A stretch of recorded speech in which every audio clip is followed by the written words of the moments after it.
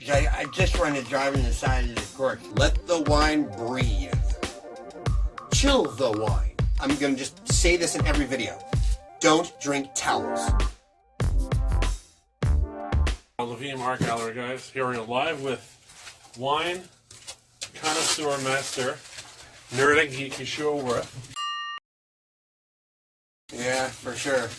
And so the objective of this show is to start asking the dumb questions that I want to know about wine, and especially this interview is about kosher wine. So when a person's doing a painting, my father went to Art Institute in Chicago for 10 years.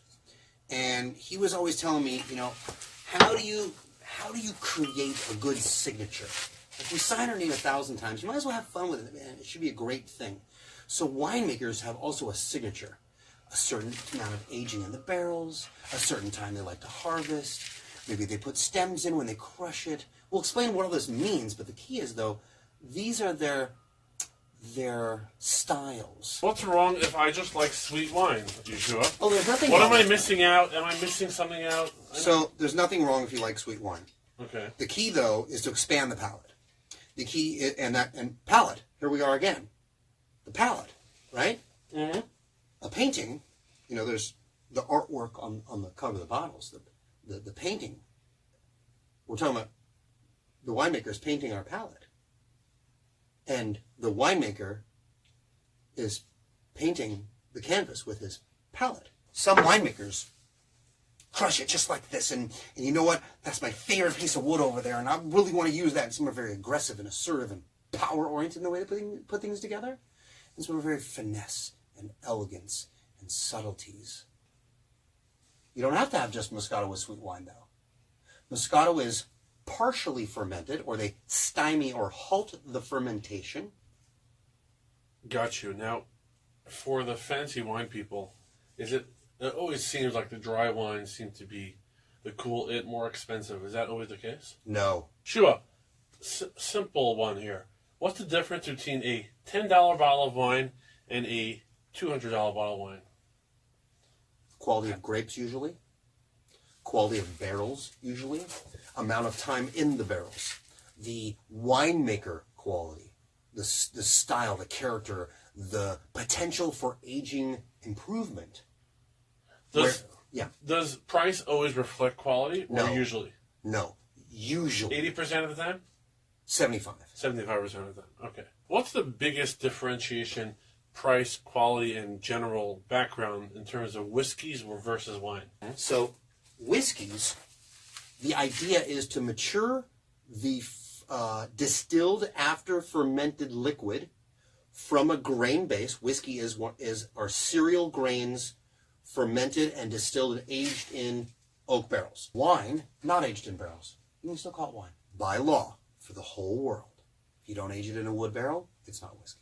Why do whiskeys have aged 10 years, 12 years, 15, 18 years, 20 years, and wine, you don't really see that, and the price, it doesn't seem like that? So, some port wine... Because you walk into duty-free, you basically follow the years, 10 and year, the price 20 goes year, up. 30 year, Exactly. 40 year, 50 the year. price goes up. So Right. that correlation I see happens in whiskey, and it doesn't happen in wine. Is there a reason? Sure, because you want the grapes. The grapes are what it's all about. There's wines here that were not aged in wood. They're phenomenal. They're beautiful wines. And then there's wines, like this wine here. This is probably retail, about $400 bottle of wine.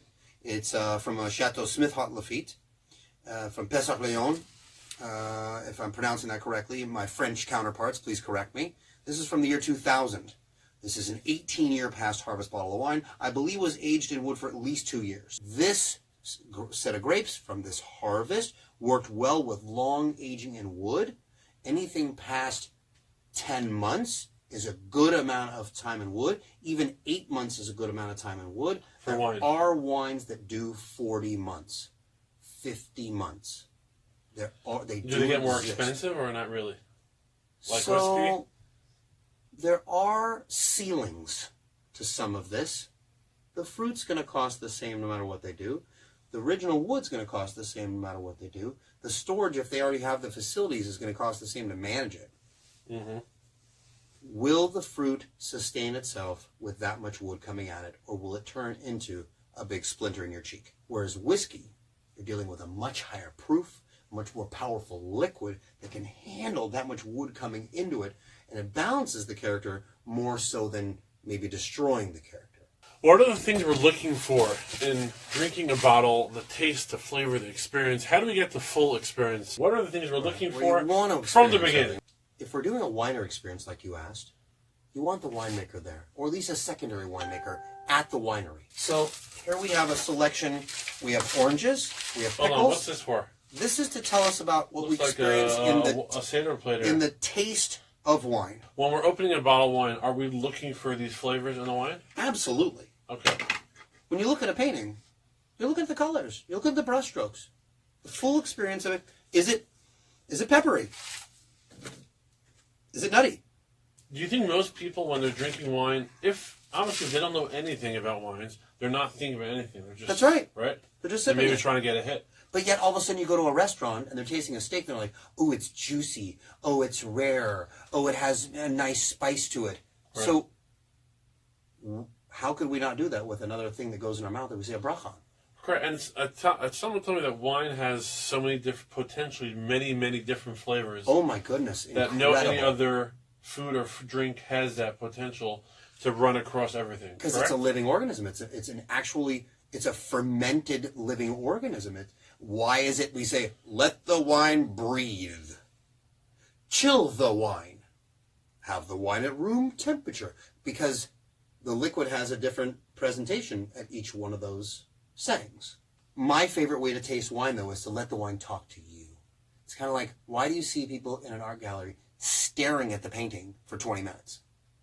They're letting the art show itself to them versus the person, again, that walks in the restaurant, sniffs nothing, he's got the clothespin on. I'm spending $200 on my plate of food, and I'm having a $200 bottle of wine, and I go home and I spend $200 on this and $200 that, versus going, wow, I went to this bistro, and the food was really juicy, and the wine smelled like flowers. What I understand is that you are looking for different flavors in the wine when you're drinking it. You're sort of on a hunt. You're sort of on checking out what's the Jack in the Box. Let's see what this wine's going to taste like. Yes. Correct? Yes. Okay. So let's first talk about the shape of a wine cup. Oh. Goblet, what's it called? A wine goblet. A wine goblet. There we go. So the shape of the wine glass is to have a large bulbous bottom so you can fit a decent amount of wine in it, and a narrowing at the top to contain the aromas. So it shouldn't just go everywhere. Correct. If you notice, a champagne flute is very narrow, but still tapers to the top because you want to hold the bubbles in a smaller area. You want to retain the bubbles. On a whiskey glass or rocks glass, you want a larger area, but still to taper. A shot glass is not a drinking vessel. A rocks glass is not really meant for enjoying aroma. Rocks is more like straight up. A shot glass is going wide. Can whiskey drink in any glass? Does it make a difference? No, it makes a huge difference. It makes a difference on the cup. I'm helping a guy with this glass. I thought I had some here. No problem. The neat glass, and it's one of the highest rated whiskey glasses in the world now. And what does it do? It eliminates 85% of the alcohol aroma and then focuses the oils, esters, and floral notes. Okay, so wine. These are meant to do the exact same aroma. thing for wine. Focusing on aroma. You want to focus the aroma, and you want to also allow enough area to swirl the wine to activate the aroma without spilling it. Let's do step one from the beginning. You cork a bottle. Is there any special way to do it? Yeah. Okay. When you open a bottle of wine, a waiter corkscrew, as annoying, ridiculously simple, and standard as they are the standard of most sommeliers in the entire industry. Sommelier is a master of wine. Aroma, character, location. Would you call yourself a sommelier? I am not a sommelier. I'm a wine geek, totally admitted. My uncle owned a wine store when I was a very young person. and my preteen and teenagers, and he would fly in a case of wine a week in advance, and we were wondering, why does he fly in a week in advance? Just fly with it. Well, because there's a thing called bottle shock, and we'll go into that another later. But I started drinking wine in multiple glasses and multiple styles. Grab on, put your hand around like this, just like you're gripping. Point that from your in between index finger and your middle finger, and put your finger behind it with a pin as you're driving the pin with your finger. Not straight up and down. The reason why I like the real corks is before the fidget spinners, I would just take corks and peel them apart until they crumble. Oh, very cool. And that's how I noticed the difference in it. So, otherwise, I wouldn't know. Like how long does it take to get to the inside of a lollipop? Exactly. Here, pull each horsehair off of this brush. Anyways. So that's why I know. Otherwise, I wouldn't know. Okay, so push it down. Right. Notice my corkscrew is at an angle. Right. A very bizarre angle. Right. Sideways and Correct. Off to the kilt. But my degrees. Pointer is going straight down. Now, put your finger there and just slowly twist the bottle. And you are now going in there at no effort. You double hinge is the way to go. See, this is a double little hinge here with a stopper and a stopper. Put this down, pop it up, clip it onto the edge right there.